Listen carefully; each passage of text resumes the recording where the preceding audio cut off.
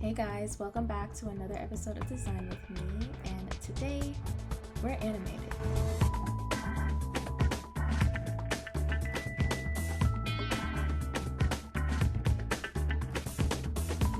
If you're new here, welcome. I'm Ashley. I'm a design director and a creative strategist, and I created Exhibit B Agency where I help brands launch their big ideas. So, if you've been here already, y'all know what to do. I don't have to tell y'all, or I'm gonna go on another hiatus.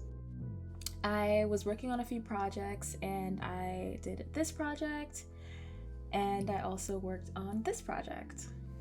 So I'm gonna show you guys how to animate text in Blender. Keep watching. Okay, so we're gonna open up Blender. We're going to see this man. Don't know who he is, don't know what game this is, but I'm gonna click out of there. You're gonna see a cube and a camera. We are just going to hit X on our keyboard to delete them. Next, we're going to add our text. So hit add, hit text, press the tab button to write in whatever you want to write.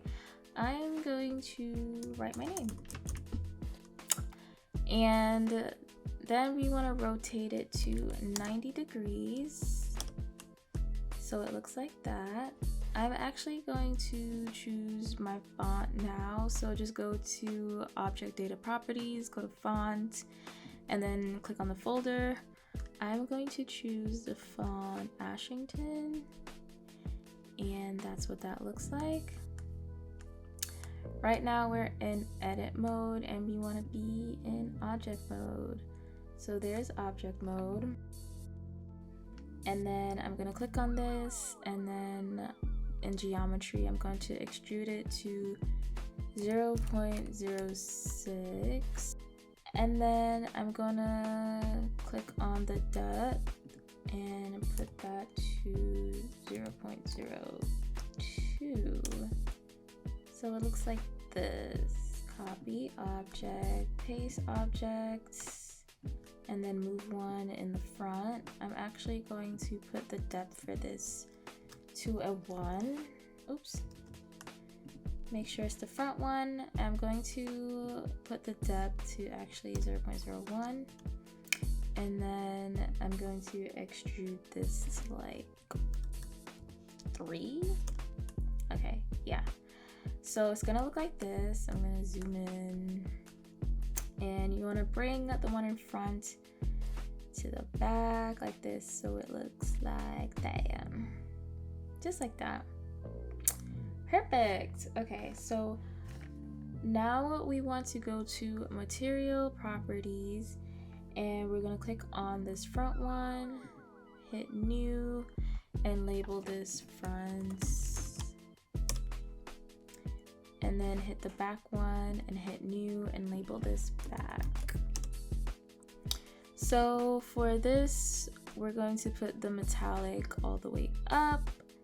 We're gonna do the specular at about like 0.96, whatever, about there.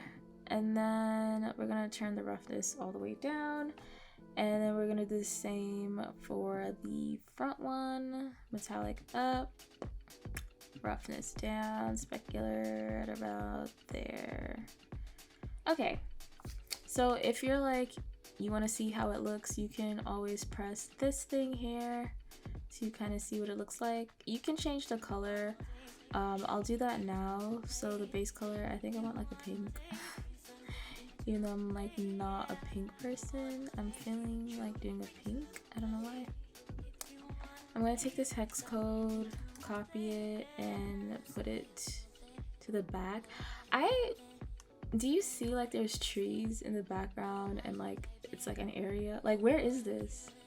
And why is this? Like one time like I saw people in it and I was like scared. Click the back one, it's kind of scary. And then we're just gonna put it to the same hex code so it looks like that. Oh my gosh, I thought this was about to freeze, about to be so sad. Okay, so we're not done here, so we want to add another workspace. Okay, so we're gonna open up the shader editor, and then we are going to click on object and go to world. So you're gonna see background and world output. So you want to hit Shift A to search for Mix Shader. You want to press Shift A and search for background. Shift A and search for light path. And then Shift A and search for environment texture.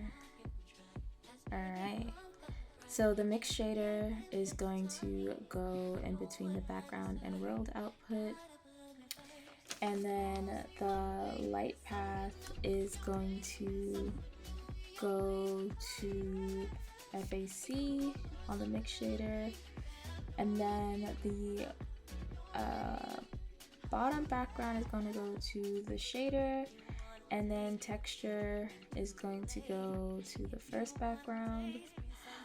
So this is where you add the environment now. So this is a website that I use to choose all of the environments. It's free, you can download it. I would suggest making a folder on your desktop so you can find it easier. So I'm gonna open it and go to my desktop. It's already here.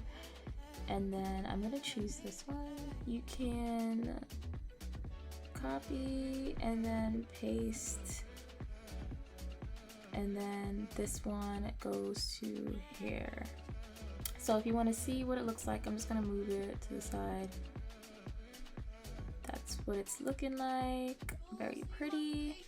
I'm gonna go back to this part because it's like a little bit easier to focus. So I'm going to now add the camera. So Shift A, oh my gosh. Shift A and then add the camera. Why the camera is down there, I would never know, but we're gonna try to rotate this thing back to, you know, a normal state, because I don't know why it's back there like that. Okay, let's move this. Child, why is it leaning like that? I don't know what's going on. Okay, we're gonna just try to rotate it as best as we can. Get that all nice and centered. Okay, it's leaning a little bit, but you know, we're doing the best that we can. We're gonna fix it. Let's move this over. It's leaning a little bit, but that's okay. Now we're gonna go to the camera view, and you can clearly see that it is not where it's supposed to be. So if you click on view and then hit camera to view, then you can take this little hand and kind of fix it where you need it to go, or use your mouse to kind of like fix it a bit. I just feel like this thing needs to just like move all the way back. So let's go to camera view. Okay, that's a good starting point. I'm gonna zoom in a bit and then see if we can get it a little centered.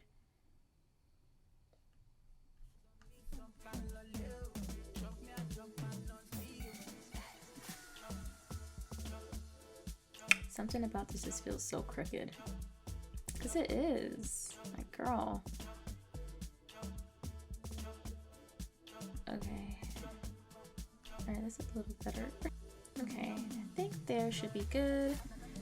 Okay, so next we are going to add we're gonna add a circle. So hit curve. You're gonna hit Shift A and then curve and then circle.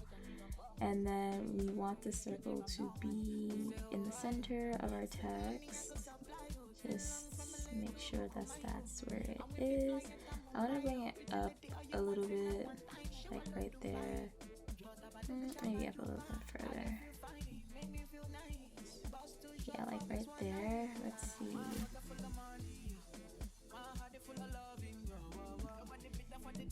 Okay. Alright, that's good. Okay, so it still looks crooked as hell. But now we're gonna click on the circle, and then we are going to hit tab, and then click on the front one, and then hit Shift S, and then cursor to selected, hit tab again. Then you're gonna wanna select your camera, hit Shift S and then selection to cursor.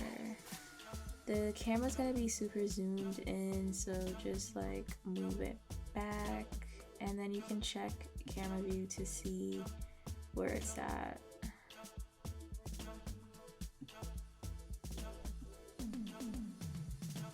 And you can also like use the guides that are there. So I think about here is good. And then next, it looks so crooked, I'm crying. Okay, so for output properties, this is kind of where you get to choose the sizing. So I already have it for 1920 by 1080 because that's the size I want. You can change it to 1080 by 1080, 1080 by 1920, whatever floats your boat, I don't know. 24 frames per second. For output, I'm going to put it into documents, and I'm just going to name it 1, 2, 3, 4. Accept. And then for the file format, it's going to be FFmpeg video.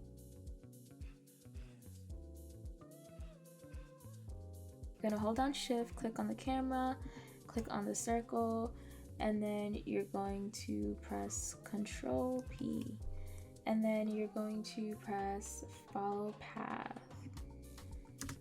and then now you can see that it is following the circle. So if you want to see what it looks like, you can put it in camera view right here, and that is what it looks like. Pretty cool, pretty cool. Okay, so now if you want to see it in the world, that is what it looks like. So we're almost done. We're going to make sure that the start is at 0 and then the end is around 200. And then when we go to render, we're going to render animation, and then it's going to render this. So that is how you do that in Blender. See, it wasn't even that hard. It was like 5 steps. Well, thank you guys for watching. I'm actually happy to close this out because I've been trying to film this for months, and I'm glad to finally just get this out. So thank you for watching. If you're new, please like and subscribe at the end of this because I'm not doing this for no reason.